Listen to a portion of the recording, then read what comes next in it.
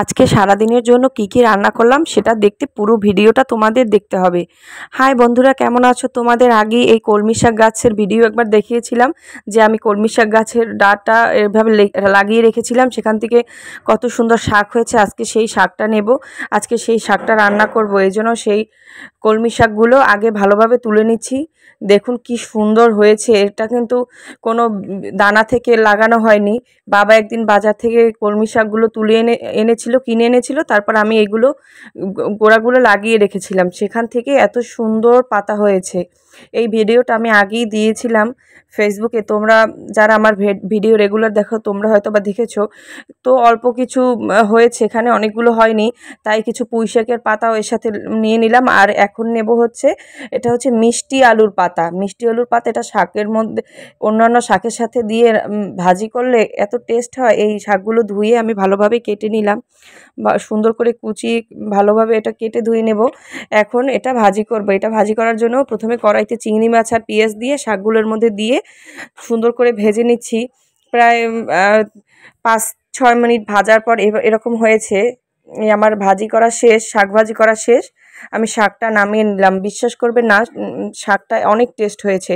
এবারে আমি রান্না করব দর্গি মাছ। দর্গি মাছ রান্না করার জন্য প্রথমে আমি দর্গি মাছগুলো ভালোভাবে ধুয়ে রেখেছি, কেটে ভালোভাবে ধুয়ে রেখেছি।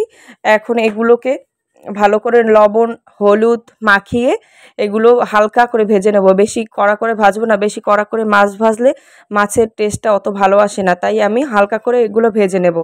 হালকা করে এগুলো ভেজে উঠিয়ে নিয়েছি। এখন সেই ফ্রাই প্যানে তেলের মধ্যে দিয়ে দেব রসুন বাটা।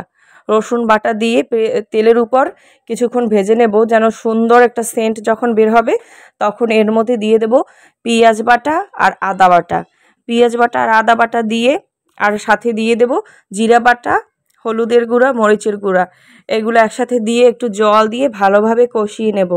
যখন তেলটা ছেড়ে আসবে সেই জন্য অপেক্ষা করে ভালোভাবে তেলের মধ্যে এই মশলাগুলো ভালোভাবে কষিয়ে নেব। মশলা ভালোভাবে কষানো না হলে মাছের থেকে মানে একটা খুব খারাপ গন্ধ আসে। এই জন্য ভালোভাবে মশলাটা কষিয়ে নিয়ে তার মধ্যে মশলার মধ্যেই মাছগুলো ছেড়ে দিয়ে ভালোভাবে মশলার সাথে মাছগুলো কষিয়ে নিয়ে কিছু সময় তারপর এর মধ্যে জল দিয়ে দেব।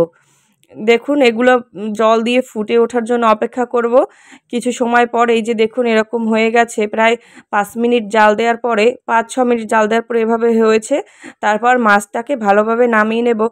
দেখুন কি সুন্দর কালার এসেছে, একদম হয়তোবা ভালোভাবে বোঝা যাচ্ছে না, কিন্তু এত সুন্দর হয়েছিল খেতে।